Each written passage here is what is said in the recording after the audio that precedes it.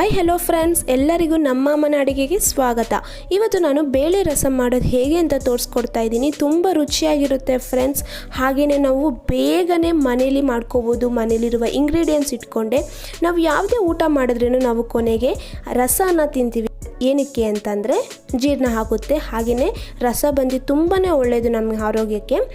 ಇವಾಗ ಇದಕ್ಕೆ ಇಂಗ್ರೀಡಿಯೆಂಟ್ಸ್ ಏನಂತ ನೋಡ್ಕೊಂಬರೋಣ. ಎಣ್ಣೆ 3 ರಿಂದ 4 ಟೇಬಲ್ ಸ್ಪೂನ್, ಸಾಸಿವೆ ಅರ್ಧ ಟೇಬಲ್ ಸ್ಪೂನ್, ಜೀರಿಗೆ 2 ಟೇಬಲ್ ಸ್ಪೂನ್, ಬೆಳ್ಳುಳ್ಳಿ 16 ತೊಗೊಂಡಿದ್ದೀನಿ, ಧನಿಯಾ 1.5 ಟೇಬಲ್ ಸ್ಪೂನ್, ಕಾಳುಮೆಣಸು 1.5 ಟೇಬಲ್ ಸ್ಪೂನ್, ಇಂಗು 1/4 ಟೀ ಸ್ಪೂನ್,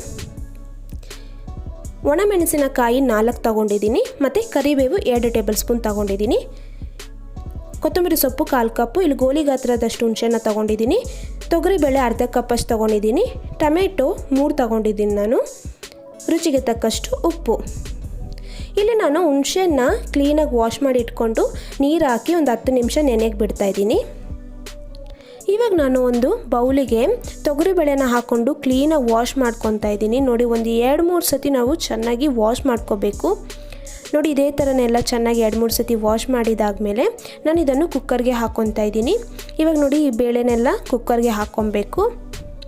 ಕುಕ್ಕರ್ಗೆ ಹಾಕ್ಕೊಂಡಿದ್ದಾದಮೇಲೆ ನಾನಿಲ್ಲಿ ಟೊಮೆಟೊನ ಈ ಥರ ಚಿಕ್ಕದಾಗಿ ಕಟ್ ಮಾಡಿ ಇಟ್ಕೊಂಡಿದ್ದೀನಿ, ಅದನ್ನು ಕೂಡ ಹಾಕ್ಕೊತಾ ಇದ್ದೀನಿ, ಒಂದು 3 ಟೊಮೆಟೊನ.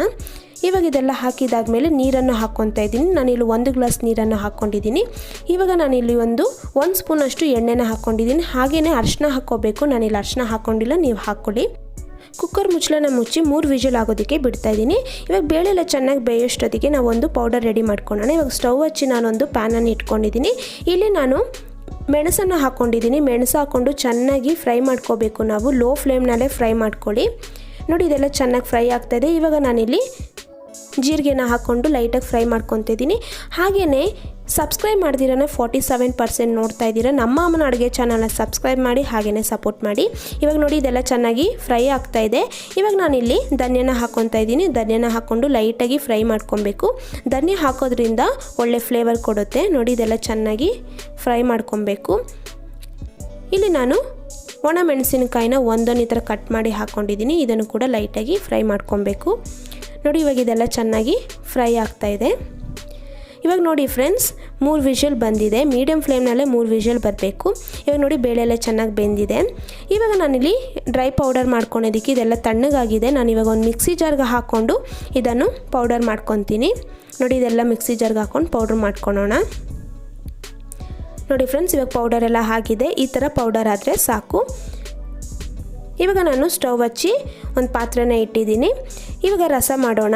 ರಸ ಮಾಡೋದಕ್ಕೆ ನಾನು ಇಲ್ಲಿ ಮೊದಲು ಎಣ್ಣೆನ ಹಾಕ್ಕೊತಾ ಇದ್ದೀನಿ. ಎಣ್ಣೆನ ಎಲ್ಲ ಹಾಕ್ಕೊಂಡು ಚೆನ್ನಾಗಿ ಬಿಸಿ ಆಗಿದ್ಮೇಲೆ ಇವಾಗ ನಾನು ಅರ್ಧ ಟೇಬಲ್ ಸ್ಪೂನ್ ಸಾಸಿವೆನ ಹಾಕ್ಕೊತಾ ಇದ್ದೀನಿ. ಸಾಸಿವೆ ಎಲ್ಲ ಚೆನ್ನಾಗಿ ಸಿಡಿಬೇಕು. ಸಾಸಿವೆ ಎಲ್ಲ ಚೆನ್ನಾಗಿ ಸಿಡಿದ ಮೇಲೆ ನಾನು ಇದಕ್ಕೆ ಬೆಳ್ಳುಳ್ಳಿನ ಹಾಕ್ಕೊತಾ ಇದ್ದೀನಿ. ಬೆಳ್ಳುಳ್ಳಿನ ಚೆನ್ನಾಗಿ ಲೈಟಾಗಿ ಜಜ್ಜಿ ಹಾಕ್ಕೊಬೇಕು.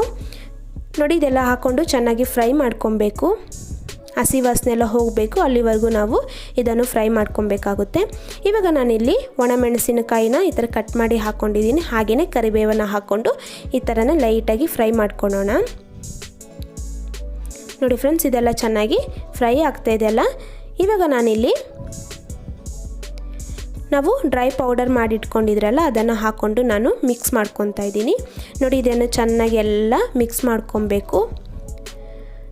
ನೋಡಿ, ಇವಾಗ ಇದೆಲ್ಲ ಚೆನ್ನಾಗಿ ಮಿಕ್ಸ್ ಆಗಿದೆ ಅಲ್ಲ. ಇವಾಗ ನಾನಿಲ್ಲಿ 1/4 ಟೀ ಸ್ಪೂನಷ್ಟು ಇಂಗನ್ನು ಹಾಕ್ಕೊಂಡಿದ್ದೀನಿ. ಇಂಗು ಹಾಕೋದ್ರಿಂದ ಜೀರ್ಣ ಆಗುತ್ತೆ, ಅದಕ್ಕೋಸ್ಕರನೇ. ಹಾಗೆಯೇ ಒಳ್ಳೆ ಫ್ಲೇವರ್ ಕೊಡುತ್ತೆ. ಇವಾಗ ಹಿಂಗೆ ಹಾಕ್ಕೊಂಡೆಲ್ಲ ಮಿಕ್ಸ್ ಆದಮೇಲೆ ಇವಾಗ ನಾನು ಒಂದು 10 ನಿಮಿಷ ನೆನೆ ಹಾಕಿದ್ನಲ್ಲ ಹುಣಸೆಹಣ್ಣ, ಇವಾಗ ಇದನ್ನು ಚೆನ್ನಾಗಿ ಕೈಯಲ್ಲೇ ಕಿವುಚ್ಬಿಟ್ಟು ಈ ರಸನ ನಾನು ಇಲ್ಲಿ ಹಾಕ್ಕೊತಾ ಇದ್ದೀನಿ. ನೋಡಿ, ಚೆನ್ನಾಗಿ ಹುಣಸೆಹಣ್ಣೆಲ್ಲ ಹಿಂಡಿ ನಾವು ರಸನ ಹಾಕ್ಕೊಬೇಕು. ಇವಾಗ ಇದನ್ನು ಕೂಡ ನಾನು ಮಿಕ್ಸ್ ಮಾಡ್ಕೊತಾ ಇದ್ದೀನಿ. ಇದೆಲ್ಲ ಚೆನ್ನಾಗಿ ಮಿಕ್ಸ್ ಮಾಡ್ಕೊಬೇಕು. ಇವಾಗ ಇದೆಲ್ಲ ಚೆನ್ನಾಗಿ ಮಿಕ್ಸ್ ಆಗಿದೆಯಲ್ಲ. ಇವಾಗ ನೋಡಿ, ಬೇಳೆ ಎಲ್ಲ ಬೆಂದಿದೆ. ಇವಾಗ ಒಂದು ಸತಿ ಮಸಿಯ ಕೋಲಲ್ಲಿ ನಾನು ಈ ಥರ ಮಿಕ್ಸ್ ಮಾಡ್ಕೊತಾ ಇದ್ದೀನಿ. ಸ್ವಲ್ಪ ಲೈಟಾಗಿ ಈ ಥರ ನಾವು ಮಿಕ್ಸ್ ಮಾಡಿಕೊಂಡ್ರೆ ಚೆನ್ನಾಗಿ ಸ್ಮ್ಯಾಶ್ ಆಗುತ್ತೆ, ಅದಕ್ಕೋಸ್ಕರ. ನೋಡಿ, ಇವಾಗ ಇದೆಲ್ಲ ಚೆನ್ನಾಗಿದಾಗಿದೆ ಅಲ್ಲ. ಇವಾಗ ನಾನು ಇದನ್ನು ಕೂಡ ಹಾಕ್ಕೊತಾ ಇದ್ದೀನಿ. ಇವಾಗ ನೋಡಿ, ಇದೆಲ್ಲ ಬೇಳೆ ಎಲ್ಲ ಹಾಕ್ಕೊಂಡು ಚೆನ್ನಾಗಿ ಮಿಕ್ಸ್ ಮಾಡ್ಕೊಬೇಕು. ನೋಡಿ, ಇದೆಲ್ಲ ಚೆನ್ನಾಗಿ ಮಿಕ್ಸ್ ಮಾಡ್ಕೊಬೇಕು. ನೋಡಿ ಫ್ರೆಂಡ್ಸ್, ಇವಾಗೆಲ್ಲ ಚೆನ್ನಾಗಿ ಮಿಕ್ಸ್ ಆಗಿದೆ. ಇವಾಗ ನಾನು ಇದಕ್ಕೆ ನೋಡಿ ಇದೆಲ್ಲ ಚೆನ್ನಾಗಿ ಮಿಕ್ಸ್ ಆಗಿದೆಯಲ್ಲ. ಇವಾಗ ನಾನು ಇದಕ್ಕೆ ರುಚಿಗೆ ತಕ್ಕಷ್ಟು ಉಪ್ಪನ್ನು ಹಾಕ್ಕೊಳ್ತಾ ಇದ್ದೀನಿ. ಇವಾಗ ಉಪ್ಪನ್ನು ಹಾಕ್ಕೊಂಡು ಒಂದು ಸತಿ ಮಿಕ್ಸ್ ಮಾಡ್ಕೊಳ್ಳೋಣ. ನೋಡಿ ಇವಾಗ ಇದೆಲ್ಲ ಚೆನ್ನಾಗಿ ಮಿಕ್ಸ್ ಆದಮೇಲೆ ನಾನು ಇವಾಗ ಇಲ್ಲಿ ನೀರನ್ನು ಹಾಕ್ಕೊತಾ ಇದ್ದೀನಿ. ನಾನಿಲ್ಲಿ 1 ಗ್ಲಾಸ್ ನೀರನ್ನು ಹಾಕ್ಕೊತಾ ಇದ್ದೀನಿ. ನಿಮಗೆ ಯಾವ ಥರ ಕನ್ಸಿಸ್ಟೆನ್ಸಿ ಬೇಕೋ ಅದು ನೋಡಿಕೊಂಡು ನೀರು ಹಾಕ್ಕೊಳ್ಳಿ. ನೀರೆಲ್ಲ ಹಾಕ್ಕೊಂಡು ಚೆನ್ನಾಗಿ ಮಿಕ್ಸ್ ಮಾಡ್ಕೊಬೇಕು. ಇವಾಗ ನಾನೊಂದು 5 ನಿಮಿಷ ಚೆನ್ನಾಗಿ ಕುದಿಯೋಕ್ಕೆ ಬಿಡ್ತಾ ಇದ್ದೀನಿ. ನೋಡಿ ಫ್ರೆಂಡ್ಸ್, ಇವಾಗ 5 ನಿಮಿಷ ಆಗಿದೆ, ಚೆನ್ನಾಗಿ ಕುದೀತಾ ಇದೆ. ಇವಾಗ ಒಂದು ಸತಿ ಮಿಕ್ಸ್ ಮಾಡ್ಕೊಳ್ಳೋಣ.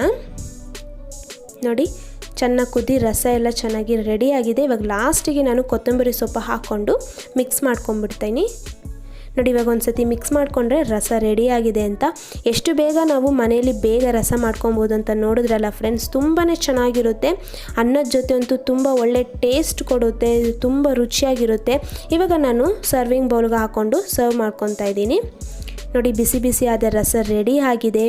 ತುಂಬ ಟೇಸ್ಟಿಯಾಗಿರುತ್ತೆ, ತುಂಬ ಚೆನ್ನಾಗಿರುತ್ತೆ. ನೀವು ಕೂಡ ಮನೇಲಿ ಒಂದು ಸತಿ ಟ್ರೈ ಮಾಡಿ, ತುಂಬ ಚೆನ್ನಾಗಿರುತ್ತೆ. ಇವಾಗ ನಾನು ಉಪ್ಪಿನಕಾಯಿ ಮತ್ತು ಹಪ್ಪಳ ಬಿಸಿ ಬಿಸಿ ಅನ್ನದ ಜೊತೆ ರಸನ ಸರ್ವ್ ಮಾಡ್ತಾಯಿದ್ದೀನಿ. ಎಷ್ಟು ಚೆನ್ನಾಗಿರುತ್ತೆ ಅಂದರೆ ಒಂದು ಒಳ್ಳೆ ಟೇಸ್ಟ್ ಕೊಡುತ್ತೆ, ತುಂಬಾ ಚೆನ್ನಾಗಿರುತ್ತೆ.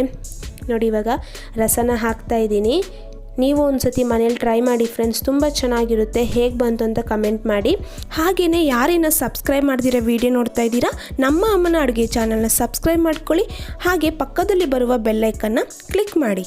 ಈ ವಿಡಿಯೋ ನೋಡಿರುವ ಎಲ್ಲ ವೀಕ್ಷಕರಿಗೂ ಧನ್ಯವಾದಗಳು.